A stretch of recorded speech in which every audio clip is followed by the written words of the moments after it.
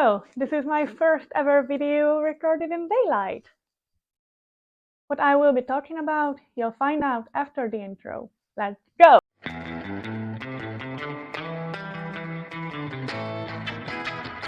Hey, you're watching Contentless Content. My name is Layla, and I wanted to talk about why do we want more women in motorsport, because sadly the argument of whether women belong in motorsport or not is more common than how do we get women into motorsport. So first of all is like really basic and simple, and this is maybe the most popular one, which is we want equality. And to achieve equality, we need equity, which is not the same thing. And when this happens organically rather than artificially, it always have a bigger impact, but like, who wants to wait until done? And I think that in order to do this like properly, we need a good strategy. I mean, if we don't even look at drivers, because we can argue whether or not in the sport women are like obviously weaker than men, and does this matter in the sport? We can take the other side, which is hospitality, mechanics, engineers, like the whole team. Basically, we can see that in a lot of non-male dominated fields, for example, media PRs, hospitality managers, media presenters, there are a lot of women, and I think this is mostly artificially made, especially in presenters.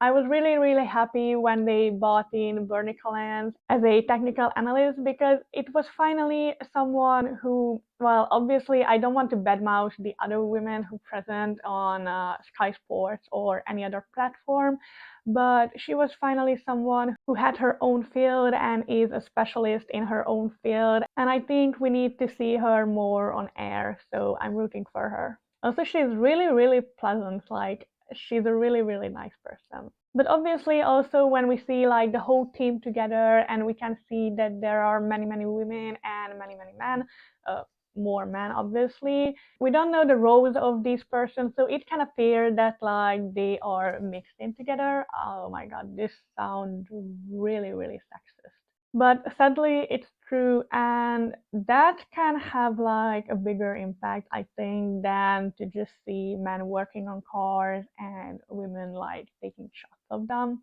Obviously there are women working as engineers and mechanics and strategists and etc., and I don't want to take away credit from them. Yes, but I'm not talking about why we need women. So obviously women are as capable as men, and these women are proving this every freaking day.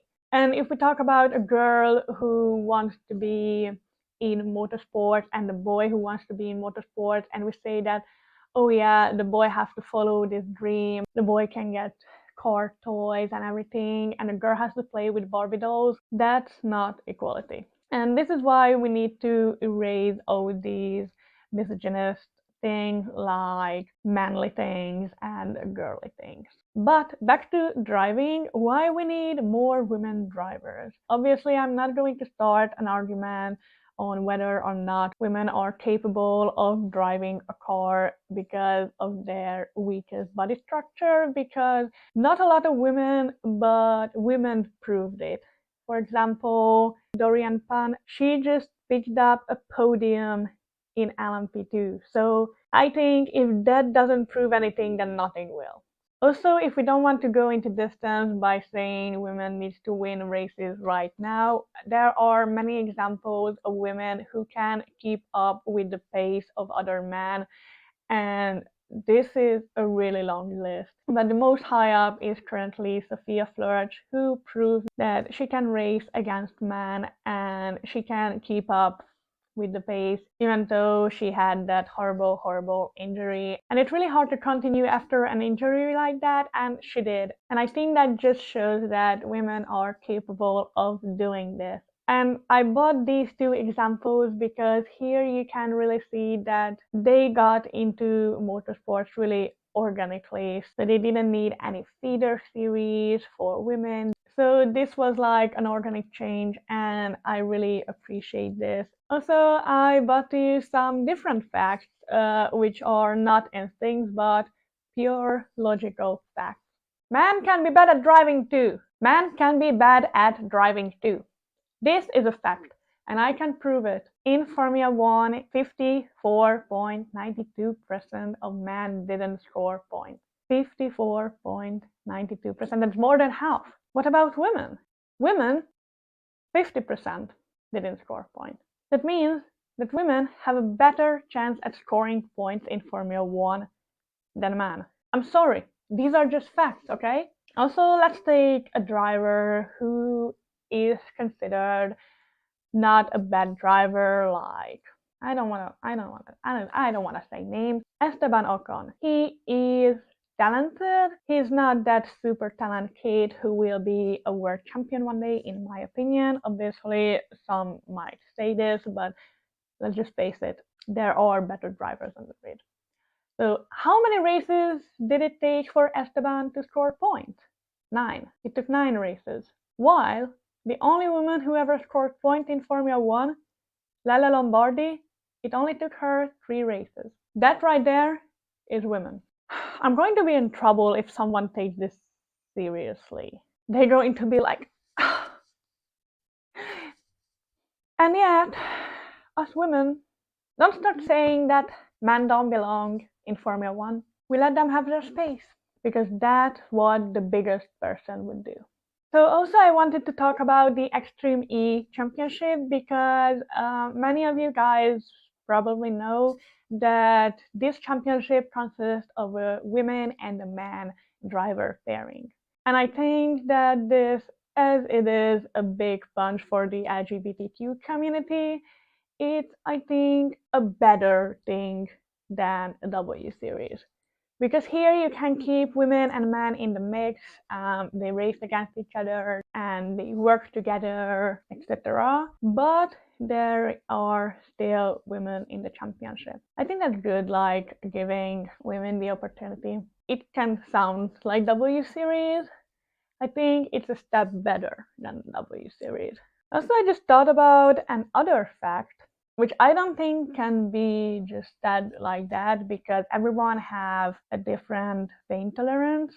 But in overall, women are better at tolerating pain. I don't know how important that is for Formula One or motorsport. It can be useful in MotoGP when you're racing with a fracture and a broken leg and your spine is just like this. MotoGP. But a woman will be in a full body cast on her period and ride that motorcycle like I'm riding. Also, as we talk about MotoGP, does anyone remember Beryl Swain? So Beryl was the first woman to compete in a TT race on the Isle of Man, which is basically one of the most famous motorcycling race.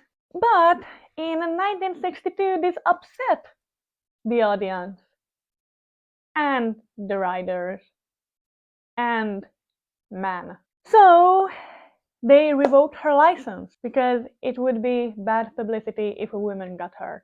I mean, come on, women have to go through bigger pain than a few broken bones.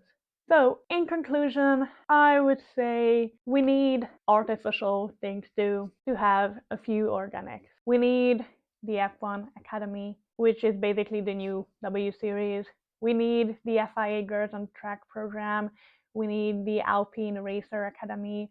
We need all these teams who work to put women into race cars. We need this, but we also need from time to time to put a woman in a racing car to keep up with man, to race against man. Because I believe if we don't do so, one day we will just go past a big talent who maybe couldn't have taken it to the glory like a Formula One World Championship.